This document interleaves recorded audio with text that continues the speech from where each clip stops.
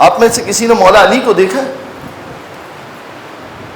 مگر خدا کی قسم جب یا علی کہتے ہیں ہم تو ایسے کہتے ہیں کہ جیسے سامنے علی ہو.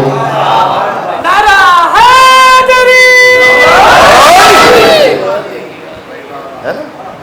اس انداز سے یہ علی کہتے ہیں، اس جوش سے یہ علی کہتے ہیں جیسے علی سامنے کھڑے ہو. ہے کہ بلکہ میں ایک جملہ کہوں آپ کی حسین سماعتوں کی نظر، ہم تو علم کو اس طرح سے چومتے کہ جیسے عباس کے پیر سامنے کھڑے ہو.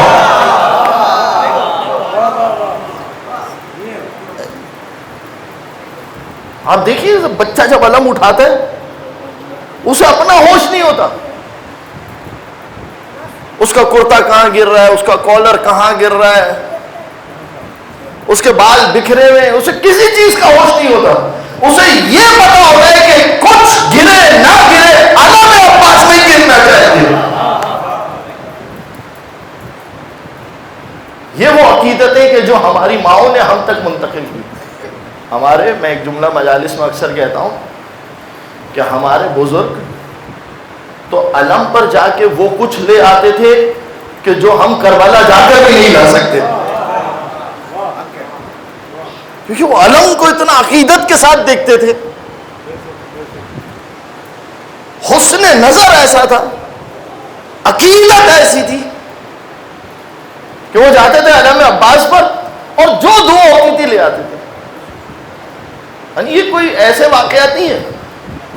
میں نے کل ایک جگہ پر ایک واقعہ نقل کیا تھا، آپ لوگوں کی خدمت میں نقل کرتا ہوں. دیکھیے گا چھوٹی چھوٹی عقیدتیں انسان کو کس مقام پر لے کر جاتی ہے. ایک درود پڑھیے محمد وعلی محمد پر.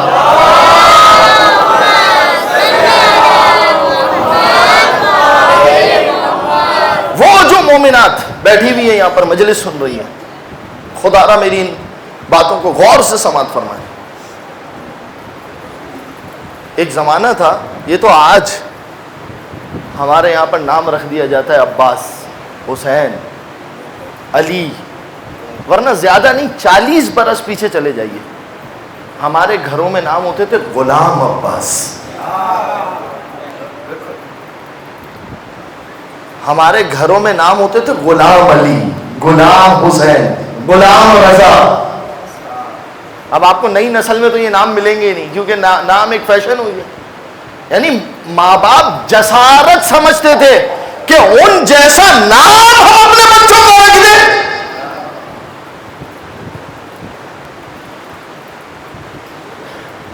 تو میں ایک بات کہوں گا آپ سے، کوشش کیجئے، اگر واقعی یہ کوئی چھوٹا نام تھوڑی ہے غلام عباس، تو واقعی وہ نسلیں ایسی تھی کہ زندگی بھر وہ عباس کی غلام رہی.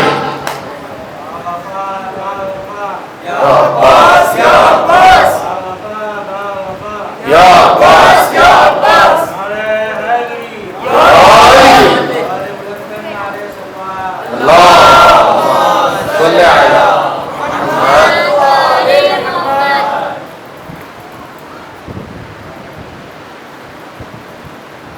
لہذا عزیزوں، اب یہ چھوٹا سا واقعہ سن لیجئے. ایک صاحب ہوتے ہیں، اس شہر میں تو نہیں کسی دوسرے شہر میں، مسلمان تھے، مومن ہو گئے.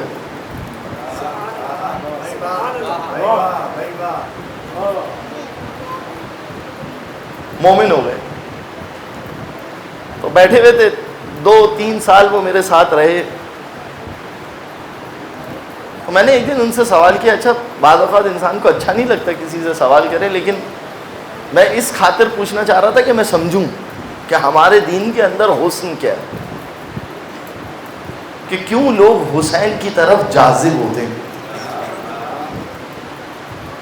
میں نے ان سے سوال کیا، یہ بتائیے حضور، اگر آپ برا نہ مانیں تو یہ بات بتائیے کہ کون سی ایسی بات تھی کہ جس نے آپ کو مسلمان سے مومن کر دیا؟ تو انہوں نے کہا قبلہ خدا شاہد ہے کہ مجھے کچھ یاد نہیں ہے. اور یہ ایک واقعہ نہیں ہے، ایسے 2-3 متعدد واقعات میری نظر میں ہیں، لیکن میں ابھی آپ کی خدمت میں ایک واقعہ پیش کر رہا ہوں جو مشاہدہ ہے. میں نے کہا ایک کوئی ایسی بات تھی کہ آپ کیوں ادھر کا راستہ چھوڑ کے اس راستے پر آ گئے؟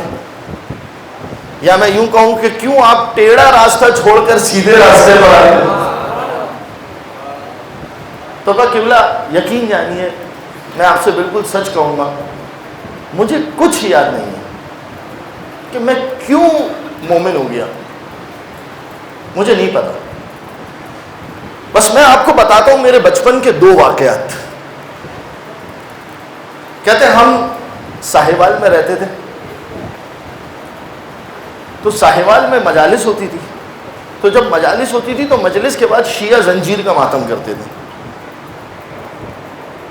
تو جب وہ زنجیر کا ماتم کرتے تھے تو مجھے بڑا اچھا لگتا تھا۔ آج بہت سو کو اچھا نہیں لگتا،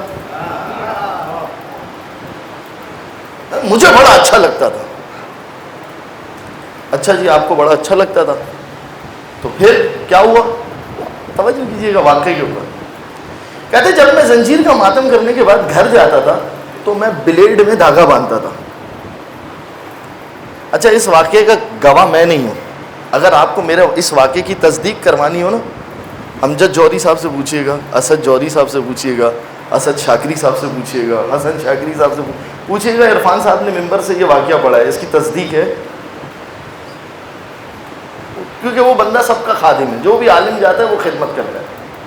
کہتے قبلہ وہ جب شیعہ زنجیر کا ماتم کر لیتے تھے تو پھر میں گھر پہ جاتا تھا، میں بلیڈ لیتا تھا، بلیڈ میں دھاگا باندھتا تھا اور دھاگے کو میں ایسے ہاتھ میں لے لیتا تھا اور اس کے بعد جو ہے نا وہ مارنا شروع کرتا تھا۔ تو میرے گھر والے مجھے مارتے تھے، اور تو کیا شیعہ ہو گیا؟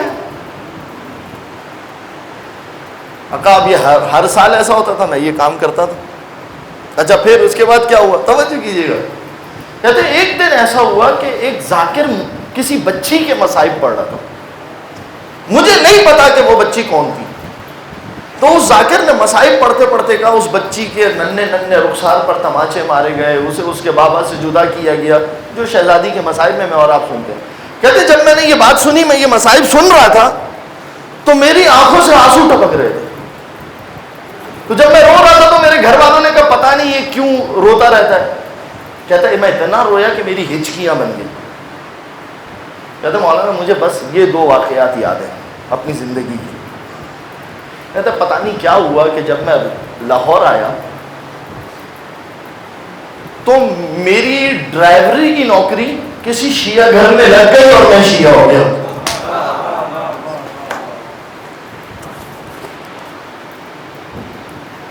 کہتے ہیں آج قبلہ میں نے آپ کے بڑے بڑے علماء کی میں خدمت کرتا ہوں، آج الحمدللہ ماشاءاللہ خدا نے انہیں گورنمنٹ کی جاب دی، کسٹم کے آفیسر بنے، اور ماشاءاللہ وہ سارے خدا نے ان کو جو چیزیں امام حسین نے انہیں نوازنی تھی انہیں نوازی۔